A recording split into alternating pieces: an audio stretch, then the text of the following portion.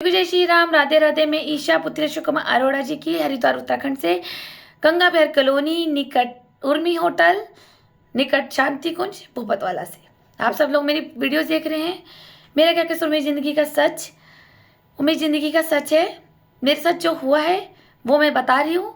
मेरा वीडियो बनाने का मकसद यही था कि पहले तो मैं रूमा बेरी और राहुल बेरी जी का नकाब उतारूं, जो ये आज समाज के आगे खुद को तो अच्छा बताते हैं और मुझे बुरा बताते हैं, वो भी नाजायज़।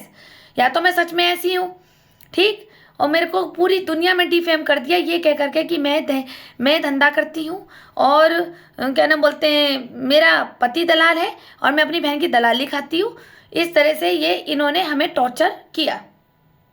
जब तक एक मर्यादा थी, सीमा थी, हम चुप रहे, कोई बात नहीं, हमारी लड़की पे आँच ना आ जाए। लेकिन ये तो और नया मिला कि लड़की भी हमारी मिल गई हिमानी अरोड़ा इनके साथ। एक देह व्यापारी औरत के साथ अगर हमारे घर की बच्ची मिल गई तो सोचो अब उसका क्या रह गया, क्या भविष्य रह गया है और क्या रह गया है, कहाँ घूमेगी। आज मजे ले रही है, लेन दो। जवानी और हुस्न कब तक चलेगी? जिस दिन कैंसर हो जाएगा, जिस दिन तड़पेगी, जिस दिन लाइलाज बीमारियों में मरेगी, तब देखूंगी कौन सी दल्ली तेरी सेवा करती है और कौन सा दल्ला तेरी सेवा करता है। और रही पितरों की संपत्ति, तो कोर्ट जाने की मैं अब तक तो चुप थी कि भाई चलो हमारे घर की बच्ची है, मेरे पापा की बेटी है। जिस दिन मैं ये भूल गई ना, जिस दिन ये मैं भूल गई, सब्र बना उस दिन, सब्र बनाइयो, भगवान से प्रेयर कर कि मैं ये चीज़ ना भूल जाऊँ कि तो मेरे बाप की बेटी है। जिस दिन मैं भूल गई ना, उस दिन तुझे कोर्ट भी बहिष्कार करेगा। जिस तरह से तेरे चरित्र है, अपने पिता का घर छोड़ करके तो कहाँ घूमती है, मेरे पास सारे सबूत है, सारे कोर्ट के। तो उन्हें कौन सी जेल काटी, देहरादून में, सब जगह, ठीक है। तू सोचे ना कि पुलिस तो एविडेंस मिटा देती है। भैया मैंने कहा ना, पुलिस तो मिटाएगी एविडेंस, पुलिस का तो काम ही यही हो गया। पुलिस तो एविडेंस तो मिटाएगी, क्योंकि पुलिस भी देह व्यापारी लोगों की, दल्लों की, वो माफिया लोगों की, ठीक है। इनको किसी इंसान से इंसानियत बची ही नहीं है अब इनका वर्दी पहन के। और ना इनको भगवान से डर लगता है, ना इनको अपने कर्मों से डर लगता है कि हम नाजायज़ तंग कर रहे हैं किसी को, सही को गलत कर रहे हैं, गलत का साथ दे रहे हैं, हमें एक सरकारी कलम मिली है, हम न्याय करें, नहीं करेंगे। मैं धक्के खाते रहो बस, चौकी से बड़ी चौकी से और सीओ सिटी से मजिस्ट्रेट से वरिष्ठ पुलिस, एंड में कोर्ट। बस ये चक्कर ही कटाते रहते हैं। इन्हें ये नहीं लगता कि हमें ये वर्दी मिली है तो हम अपनी इस वर्दी का सम्मान करके प्राउड फील करें कि भगवान ने हमें एक मौका दिया है समाज को सुधारने का, समाज के लिए कुछ कार्य करने का। ये इंसान का जन्म मिला है, दोबारा नहीं मिलता। लेकिन है ना, मैंने तो कह दिया ना, ये तो पुलिस भी इनकी, वकील भी इनके, दल्ले भी इनके, दल्ली भी इनकी, देह व्यापारी औरतों के कोठों में और कौन होंगे, सारी औरतें होंगी। राहुल बेरी जैसे दलाल के होटलों में कौन होगी, ऐसी लड़कियां होंगी। इनका ग्रुप कैसा होगा, इनकी जैसा होगा। मुझे सब पता है तू कहाँ बंद हुई है, ठीक है, कौन कौन सी चौकी में बंद हुई है। तू पटेल नगर, रायपुर रोड, कर्नल की कोठी, क्लेमन टाउन, भादराबाद, नोएडा, गाजियाबाद, ठीक है, सीतापुर, वो ज्वालापुर गांव, सब जगह में मेरे पास सब है एविडेंस, ठीक है। खाली फोटो नहीं, रिटर्न भी है मेरे पास। जिस दिन मैं कोर्ट में खड़ी हो गई ना, उस दिन यही पुलिस जो तेरे लिए सबूत छुपाती फिर रही है ना, उस दिन यही पुलिस वाले खुद अपने हाथों से तेरे सबूत बना करके मुझे देंगे और वो मैं जज को देंगे खुद जा करके। क्योंकि पुलिस सिर्फ यहीं तक सुनती है, बस नीचे तक। जब तक कोर्ट में ना खड़ा कर दो ना, जब कोर्ट में खड़ा कर दूंगी ना कि तेरी छानबीन के लिए और ये एविडेंस के लिए, तो यही पुलिस वाले तेरे लिए लिख करके वहाँ पेश कर देंगे तुझे कि तू क्या है। लेकिन मैं चुप थी, सिर्फ क्यों कि मेरे पूर्वज देख रहे हैं। तुझे मैं एक बात बताऊं, मुझे तो पितरों में, श्राद्धों में, वो पापा के मकान में, ये सब पितर भी नाराज हो रहे थे, सब दिखे मुझे सपने में। मैंने ये रियलिटी का है, तो मजाक समझ रही होगी। अब तू तो कैसी करेक्टर की रही है रूमा बेरी के साथ रह के, तो तू तो मजाक ही समझेगी। कर्म अच्छे हो तो कम से कम समझेगी तो कि पूर्वजों का डर क्या होता है, कि मैंने किया क्या है अपनी बहन के साथ, अपने घर के साथ। अरे बहन बुरी थी ना, क्योंकि बहन तो बुरी थी, क्योंकि बहन जो नहीं नाची रूमा बेरी के कोठे में, बस एक दिन मैं नाच लेती ना, तो वो तेरे बाप की संपत्ति तेरे हाथ से नहीं, वो मेरे हाथ से ले लेती। फिर तो कहती अरे बहन ने तो गलत कर दिया मेरे साथ, बहन ने तो मुझे घर से बाहर कर दिया। अपनी ज़िंदगी बर्बाद करी है मैंने, एक तेरी पागल माँ के साथ और एक तेरे साथ। ठीक है, मैं कुछ बोलूंगी नहीं, मुझे बोलने की जरूरत भी नहीं है। तूने तो अपने गंदे कर्म इकट्ठे करे हैं ना, तो तू भरेगी। तू सोच, मैं तो उसका कोठा छोड़ के आई हूँ, कोठा, और तू उसके कोठे में जाके नाच ली। पापा तुझे ना बख्शेंगे नहीं, कभी भी, कभी नहीं बख्शेंगे। और रही तू बात मकान की, लेके तो मैं भी नहीं गई हूँ, मुझे कोई फर्क नहीं पड़ता। मेरे पास ना सब विल बनी हुई पापा की। मैं तो चाहती हूँ तेरा कोई दल्ला घुसे, एक बार, एक बार तेरा दल्ला या दल्ली तो घुसे। यही तो देखना है मुझे, मैं चुप बैठी क्यों? उस दल्ला और दल्ली तो घुसे, देखू तो उस मकान को तूने किसके हाथ में हैंड ओवर किया है? रूमा बाई के तो कर दिया तूने, राहुल बेरी के प्यार में पढ़ के, ठीक है ना। बल्कि मैं तो तुझे ये कह रही हूँ, जब तूने अपने साथ ये सब कर लिया, दाग लगवा लिया, तो तू रूमा बेरी की प्रॉपर्टी ले लेना, राहुल बेरी से भी लेना कुछ। तू अपना क्यों दे रही है अपने बाप का? अपने बाप को क्यों दे रही है? अपने पूर्वजों का क्यों दे रही है? उन पूर्वजों ने जो 5 पीढ़ियां उसमें रही हैं, वो 5 पीढ़ियों ने मेहनत करके ईमानदारी से एक एक ईंट जमा करी है उस दीवारों की, ठीक। और तू देख, आज मेरा बहुत दिल दुख रहा है। सोच, तू कहाँ भरेगी? तू इतना भरेगी कि तू अपनी मौत भी मांगेगी ना, तुझे नहीं मिलेगी, क्योंकि तूने पूर्वजों का नाम खराब करा है। अरे तू मेरे साथ कुछ भी करती, मुझे फर्क क्या पड़ता, कोई बात नहीं। मैं तो तेरे प्यार में इतनी अंधी हो रखी थी, तू मुझे जूता मार, गाली दे, मैंने कहा चलो कोई बात नहीं, मेरी जिम्मेदारी पापा ने मुझे दी है, मैं इसकी शादी करके फ्री हो जाऊंगी। लेकिन पूर्वज तुझे देख रहे, मुझे तो पूर्वज भी सारे दिखे थे। मैंने तो 5 पीढ़ियां नहीं देखी, वो हमारे ही घर में, हमारे ही रूम में जहाँ तेरा फ्रिज पड़ा है, वहाँ सारे पूर्वज ने तेरे को मार दिया, तेरी फोटो लगा दी थी उन्होंने। ये मैं गीता पे कसम खा के कह रही हूँ, मुझे श्राद्धों में दिखे थे पापा, पापा, मम्मी, दादा, दादी, जो दादी हमारी ही नहीं है दुनिया में, आंचल, पूरे पूर्वज जो 5 पीढ़ियों के सफ़ेद कपड़ों में मेरे घर में थे। मैंने उसी टाइम फ़ोन करके हनुमान घाट पे जो भैया रहते हैं, कपिल भैया, उनको भी फ़ोन करके मैंने तुरंत फ़ोन करके बताया कि भैया आज ऐसा सपना आ गया। वो भी चुप हो गए थे। मैंने कहा, और मेरे पापा ने और सब ने बोला, जो दादा भी थे, जिन्हें मैंने देखा नहीं बल्कि वो दादा ही लग रहे थे बुजुर्ग से, उन्होंने कहा कि ये लड़की हमने मार दी है, हिमानी को हमने मार दिया है, और इसकी मरने के बाद हम इसकी आत्मा भी नहीं स्वीकारेंगे अपने गौत्र में। ये जिसके साथ रह रही है ये वहीं जाएगी। वाह, तू जाइयो बेरियों में मरने के बाद। भैया मैं तो कहूँगी, सुधीर भैया है ना बई वाले बेरियों के, वो ले लेंगे हिमानी की बई मरने के बाद, कोठे बाई की। और मेरी बई दे देना मौजूराम भैया को, जो कुशा घाट पे रहते हैं। मैंने तो गोत्र त्याग दिया, मैंने तो छोड़ दिया बेरियों को, मैं बेरियों की बहू नहीं हूँ ना। मैंने शराध करा इस बार, बस ना। मैं अब किसी के मरने पे, बेरियों के खानदान में कोई मर जाएगा तो मैं कोई नियम पालन भी नहीं करूँगी, जो मैं अपने घर में 1 साल का नियम पालन करती थी, कि मैं नए कपड़े नहीं पहनती थी, मैं लाइटें नहीं लगाती थी त्योहारों पे, मैं दान पुण्य करती थी, मैं नहीं करूँगी। मुझे भी पूर्वजों ने बता दिया कि मैं जितना मैं इनका बेरियों का करती थी उतना ही मुझे कष्ट दिया, क्योंकि इनके पितर भी नहीं चाहते थे कि मेरे अच्छे हाथों से इनका कोई दान पुण्य हो और इनके पितर सुधर जाएं और इनके बेरियों के खानदान में शांति आ जाए। लेकिन उन्होंने मुझे इतना परेशान किया, मुझे सपने में आके बताया सब ने मिलकर, पूर्वजों ने, कि देख तू इनका करती थी ना, इसीलिए ये हुआ है, तू करना छोड़ दे फिर देख, क्योंकि तू इनका कर रही है और इनके बेरियों के जो पूर्वज चले गए हैं वो तो इनसे नाराज हैं, वो तो इन्हें कष्ट देना चाह रहे हैं सबको, और तू इनका दान पुण्य भागवत वागवत पढ़ती रहती है श्राद्धों में इनके नाम की, कि बेरियों के खानदान बन जाए, तो तू देख ले। कई लोगों ने मुझे ऐसे बोला, और मेरे को पूर्वज जब दिख गए थे सपने में, तो मैंने कई एस्ट्रोलॉजर से पूछा कि ऐसे मुझे क्यों दिख रहे हैं, तब उन्होंने कहा कि वो भी नहीं चाहते, कि क्योंकि जो बेरियों के पूर्वज है वो तो इन्हें बर्बाद करना चाह रहे हैं। तू उनके लिए दान पुण्य सब निकाल रही है, पूरे श्राद्धों में तू भागवत पढ़ रही है इनके नाम की, छोड़ दे। वो ये चाह रहे तू छोड़, नहीं छोड़ रही तो देख क्या तमाचा पड़ा, तेरा ही घर बर्बाद कर दिया। जाके क्यों करा? एक सबक मिले मुझे कि मैं इनके लिए इतना कुछ कर रही थी, इनके तरक्की के लिए, इनके ग्रोथ के लिए, कि पूरे बेरिया खानदान में अच्छे हो जाए, जो सभी समस्याएं हैं इनकी निपट जाए, कोई हम सब मिलकर के परिवार एक साथ रहे। लेकिन मुझे तोड़ दिया बेरियों के खानदान ने। तो मैंने क्या करा, अब इस बार श्राद्ध ही नहीं करा, अपने ससुर का मैंने श्राद्ध नहीं करा ना, मैं अब आगे किसी का करूँगी बस ना। मैं मानती नहीं हूँ मैं बेरियों की हूँ। अब जब निकली हूँ ना मैं इनके कुल से, अब एक एक बंदा बर्बाद होगा बेरियों का, एक एक बंदा। क्यों? क्योंकि मैं अकेली हूँ, मेरे साथ कोई खड़े नहीं हो रहे, ठीक। मुझे पड़ोसी दीप तिवारी जैसे और ये राजकुमार जैसे मुझे धमकियां देते थे। राजकुमार मुझे कम धमकी देता था पालीवाल भैया की, सुन रहे होंगे तो सुने, पालीवाल भैया की मुझे धमकी देता था ये राजकुमार,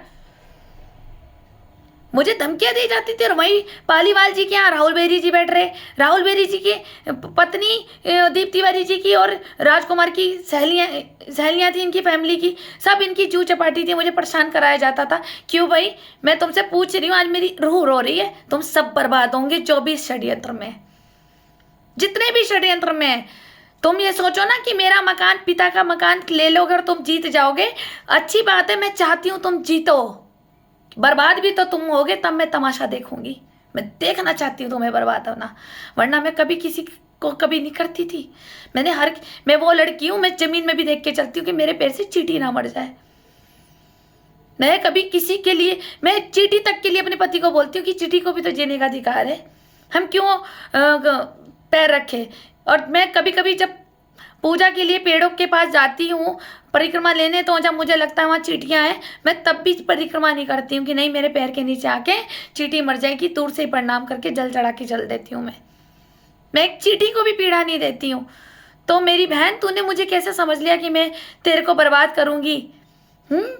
मैं तो वो लड़की हूँ, कोई तुझे हाथ भी लगा के देख ले, मैं गर्दन काट दूँ उसकी। देखिए, तूने मेरे से जो धोखा करा ना, तुझे पापा देख रहे हैं, क्योंकि हमारे पूर्वजों ने तो कह दिया कि ये तुझे सजा इसीलिए मिली क्योंकि तूने बेरियों के घर में जो शादी करी है ना, मेरी लव मैरिज नहीं थी, पता लग गया कैसे हुई थी मेरी शादी। और कभी कभी तो मुझे अपनी दादी पे भी शक होता है कि जब इतना खराब खानदान था, मेरी दादी ने बिना इंक्वायरी कराए मुझे इनके खानदान में डाल दिया। क्या मुझे बेचा है क्या? मैं पूछूं अपनी दादी से, बुआओं से पूछूं मैं, मुझे बेच दिया क्या? वो देवदास फिल्म शाहरुख खान की थी है, और वहाँ पे जो माधुरी दीक्षित थी, उसके कोठे में भी वो बचपन से प्यार करते थे, और वहाँ पे बचपन से ही वो जोड़ी बना दी थी। कि मेरी आपने बचपन में बना दी थी क्या इनके घर में जोड़ी, कि हम अपनी पौती दे देंगे आपको आपके घर में? अरे मेरे पिता होते ना जिंदा, तो मैं ऐसे घर में नहीं फंसती। लेकिन मैंने स्ट्रगल करा, सिर्फ किसके लिए? अपनी माँ के लिए और तेरे लिए।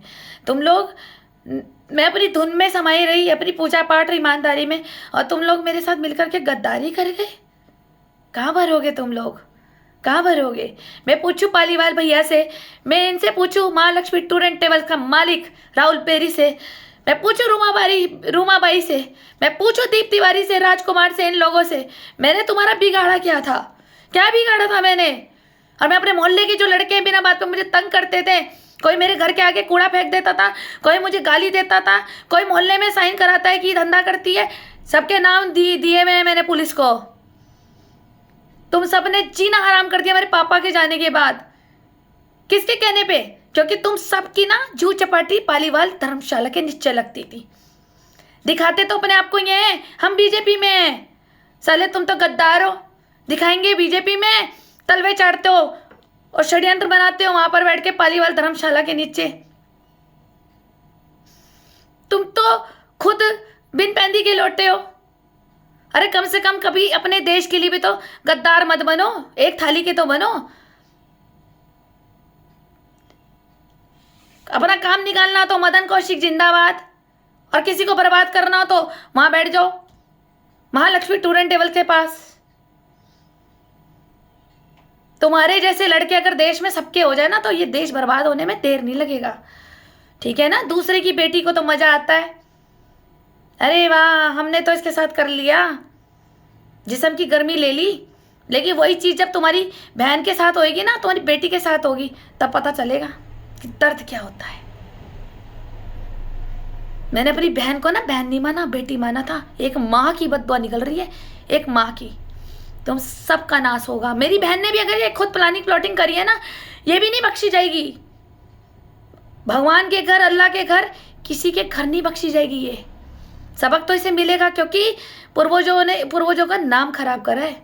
अगर शराफत है ना, तो छुप क्यों रही है? छुप इसलिए तो रही है कुछ गलत किया है। क्यों छुप रही है? और सोच रही है कि मैंने मकान किसी और को दे दिया और मजे ले रही हूँ। अभी ये मजे 4-5 साल के हैं, ले खूब ले, खूब ले। जिस दिन कोर्ट चढ़ गई ना, मैं तेरा दल्ला देखना चाहती हूँ बस, क्योंकि तैयारी फाइल पूरी है मेरे पास। मैं दल्ला ही तो देखना चाहती हूँ कि वो दल्ला घुसे तो, या तेरी वो दल्ली घुसे जिसने तुझे भिगा करके मकान के लिए प्लानिंग प्लॉटिंग करी। एक एक नहीं बख्शे जाओगे भगवान के घर में। ध्यान रखना, तुम्हारे बर्बादी के दिन शुरू हो चुके। जो तुमने मेरी जिंदगी में आग लगाई है ना, सब देह व्यापारी लोगों ने और भूमाफिया लोगों ने, कि बेटियां वारिस नहीं होती, और अखाड़े में जा जा करके जो हमारे वो गुरु लोग हैं उनको भड़काते हैं हमारे खिलाफ, प्लानिंग प्लॉटिंग करके, झूठी अफवाह फैला के कि मोहल्ला खराब कर रखा है, ये धंधे करती हैं। महाराज जी लोग तो ये नहीं सोचते हैं कि हम इंक्वायरी कराएं, पर नहीं, महाराज जी भी अपने बिल में बैठे हुए हैं, चादर ओढ़ के सो जाते हैं। अरे आपको ऐसी सूचना मिलती है तो आप अपनी पुलिस से इंक्वायरी करें। अब तो पुलिस भी नहीं की है देह व्यापारी लोगों की, तो कम से कम खुद तो आप जांच करें, खुद तो बेटियां बुलाएं, अपने वहाँ पर बैठ के देखे तो जांच पड़ताल करें, आप उनके घर भी राउंड मारें। क्या हुआ, आप गुरु हैं, एक पिता है, एक भाई हैं। ये देह व्यापारी लोग, जो भूमाफिया लोग, ये गंदे काम करते हैं, नाम आपका लगा देते हैं कि ये तो महाराज ऐसा है, अरे ये तो महाराज लुगाईबाज है। जी हाँ, मैं तो साफ बोल रही हूँ, मुझे डर किस बात का कि आजकल के महाराज कहाँ हैं, ये तो चोला पहन के डकैत है। ये बोले जाते हैं जो आपके साथ ही बैठते हैं, मैं उनके नाम भी आपको पर्सनल बताऊंगी कौन बोलते थे ये। और ये गंगा विहार कॉलोनी में तो पूरी गुंडागर्दी बदमाशगिरी है।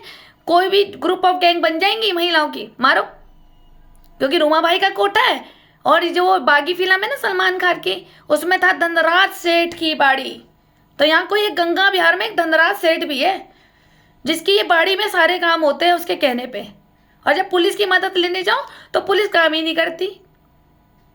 कमाल की बात है, नारी जाए तो कहाँ जाए, अपनी सुरक्षा करने के लिए जाए कहाँ जाए, देह व्यापारी दल्लों के पास। बस वो मजबूर होकर घुटने टेक दे और उनके साथ मिल जाओ, उनके तलवे चाटो, उन्हीं के गंदे काम करो और समाज को गंदा करो। और इतना गंदा कर दो कि एक दिन वाकई 3 नेत्र खुल जाए महादेव का और पढ़ ले आ जाए हरिद्वार में। कोरोना की मार से भी सबक नहीं सीखा इन लोगों ने। कर्म सुधारने की वजह से कि भाई हम अपनी माताओं बहनों के कर्म सुधारे। भाई कोई लड़की अगर मोहल्ले में फंस रही है तो भाई लोग मिलकर के उसे निकाले ना, बल्कि और उसे टॉर्चर करते हैं, उसे फोन करते हैं, ब्लैकमेल करते हैं, पैसे मांगते हैं। सब पता है मुझे, मेरे मोहल्ले का कौन सा दलाल है वो जो मेरी बहन को फ़ोन कर करके टॉर्चर कराता था पैसे के लिए। खुद में तो दम है ही नहीं कमाने का, यही तो काम करता है। दूसरे की बहू बेटियों को तंग करो, गाली दो, गलत लिखवा दो कि हम धंधे वाली हैं, और इनका माल खा जाओ, इनके बाप का। ठीक है ना। तुम्हारी वजह से हिमानी 3 बार सुसाइड कर चुकी है मोहल्ले में। तुम लोग इतना टॉर्चर करते हो कि कोई महिला आत्महत्या कर ले। क्यों? दूसरे की लड़की नहीं है, तुम्हारे घर की लड़कियां हैं। शर्म आनी चाहिए। जो आज तुम कर्म भोग रहे हो ना, वो तुम्हारे हैं। ईशा ने कभी किसी का पूरा नहीं करा, इसलिए ईशा आज अपने में कामयाब है। ठीक है ना। चाहे वो बाप की झोपड़ी से निकल के आई है, लेकिन आज भी अपने घर की मालिक है। तुमसे अच्छे घर है मेरे पास। सुन रहा होगा कोई भी, वो सुन रहा होगा दल्ला हमारे मोहल्ले का।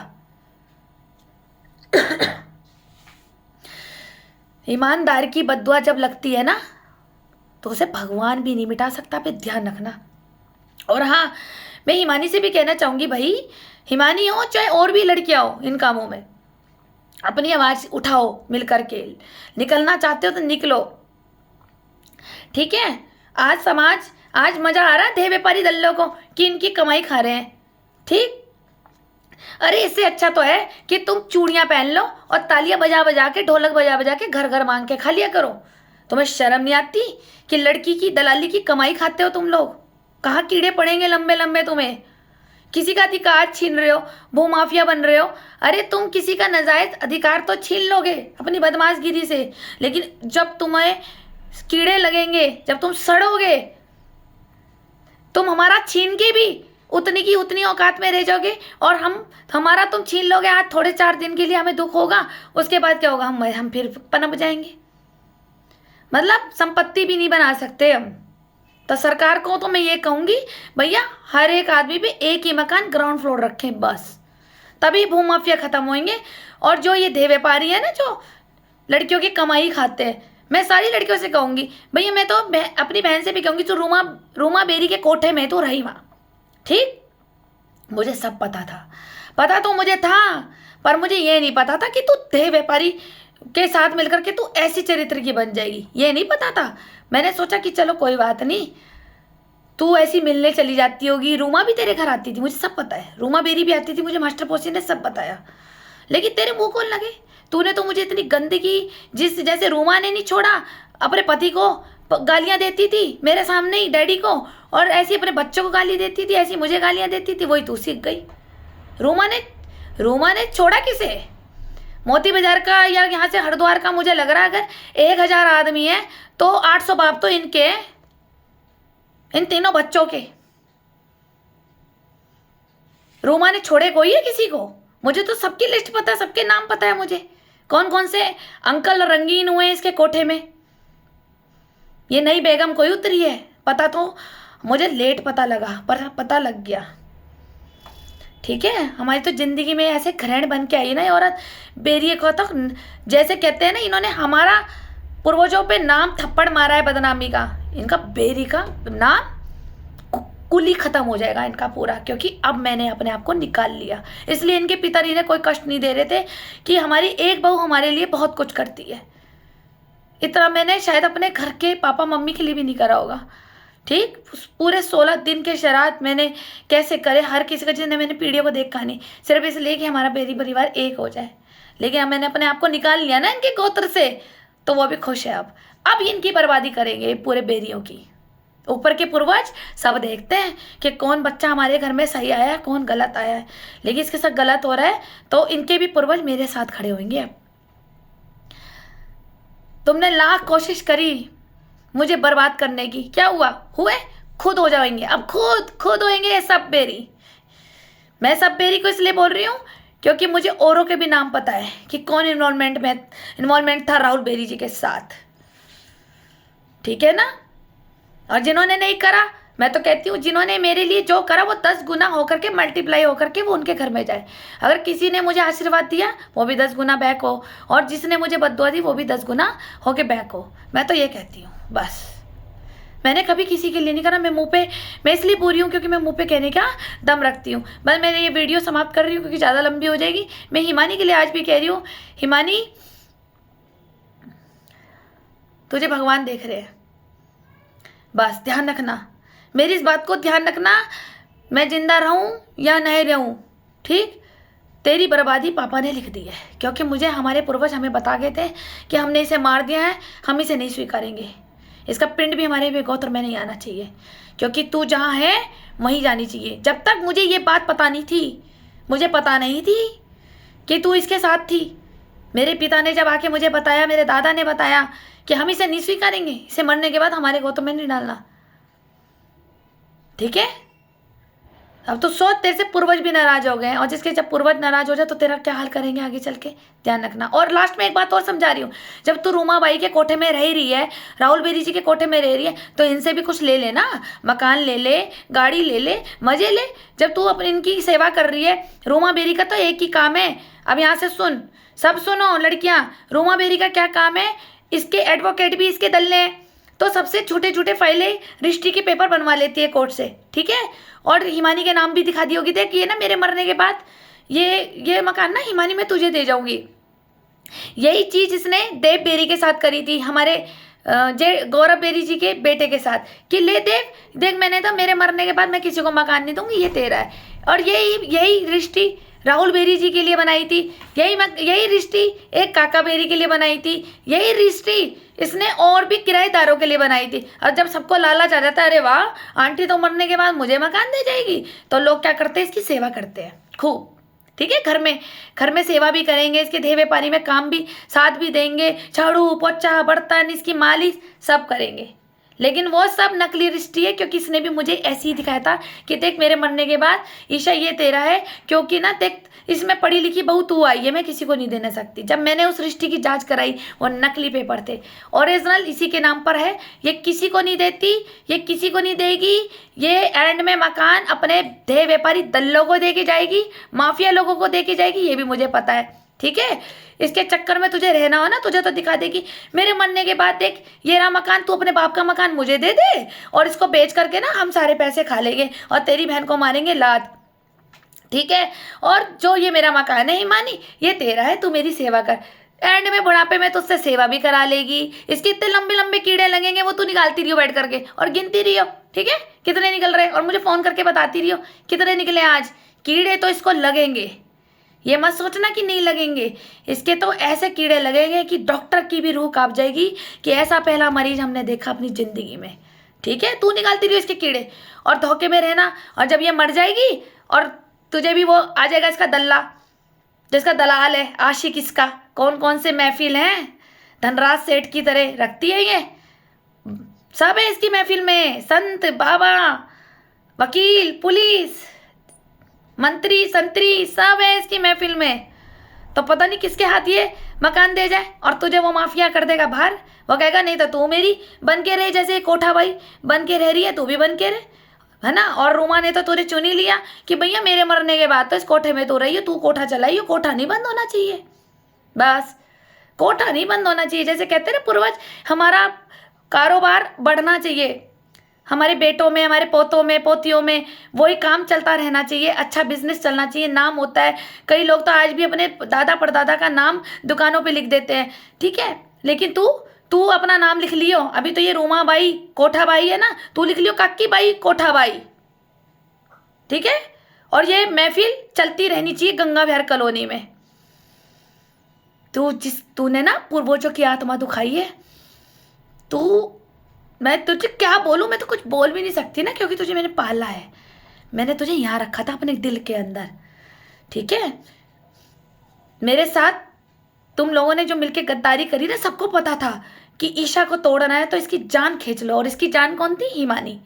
बस हिमानी को खराब कर दो, ईशा तो वैसे ही डूब के मर जाएगी और इसका पूरा खानदान भी। भैया क्या करे, जिन लोगों ने इज्जत कमाई होती है वो डूब के तो मर जाता है। पर मैं तो आज भी अपनी दादी बुआ चाची सबको मैं कहूँगी, कोई कुछ नहीं मरेगा, हमने जिंदा रह के देखनी है बेरियों के खानदान की बर्बादी। बस मैं बेरी नहीं हूँ ना, मेरा पति अब बेरी है, वो भी कहता है कि मैं भी तेरे पापा का बेटा हूँ। एक एक को पितर बर्बाद करेंगे इनको। और जो भी ये आस पड़ोस के लड़के हैं, दल्ले हैं, जिन्होंने भी षड्यंत्र प्लानिंग प्लॉटिंग बनाई है, तेरी दल्लियों ने, तेरी सहेलियों ने, तेरे पड़ोसियों ने, जिसने भी किया, तो सबकी बर्बादी देखना आप, सबकी, ठीक है। न्याय होता जरूर है, होगा जरूर, नियति भेद नहीं करती।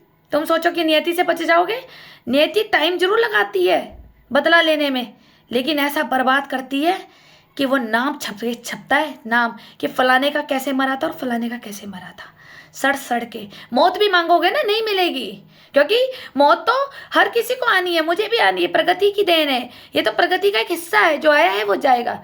लेकिन जो तड़प के मरेगा ना, जो कीड़े लगते हैं, जो तड़प तड़प के मौत मांगता है, तब पता चलता है उसके कर्म कैसे हैं।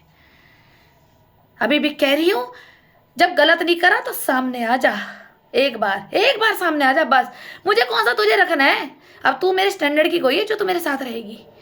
पहले मुझे अपनी शक्ल तो दिखा, तू रह का रही है, दल्ले के साथ रह रही, दल्ली के साथ रह रही है, या तूने शराबी के साथ शादी कर ली, जुआरी के साथ कर ली, रह का रही है, सड़क पे रह रही, चौपड़े पे रह रही, क्या करा है। देख, तेरी मर्यादा के लिए चुप हूँ, कोर्ट जाने में मुझे देर नहीं लगती, ये तू जानती है। और तेरे सारे प्रूफ इकट्ठे कर लिए मैंने सारे, ये ना हो कि मैं सबूत रख दूं और तू मेरे हाथों नंगी हो रही हो कोर्ट के अंदर, ध्यान रखना। इसलिए सराफत से चोला पहन के आ जा सामने, वरना अपने पिता की मार खाने के लिए तैयार रहे, बर्बाद तो तुझे वैसे ही कर देंगे। अच्छों को देखा है मैंने, रंग से राजा, ठीक है, तो तू क्या चीज है जो प्रभुजाओं का नाम खराब करता है ना, उनका नाश होना अब जरूरी है। चलिए मिलते हैं नेक्स्ट वीडियो में।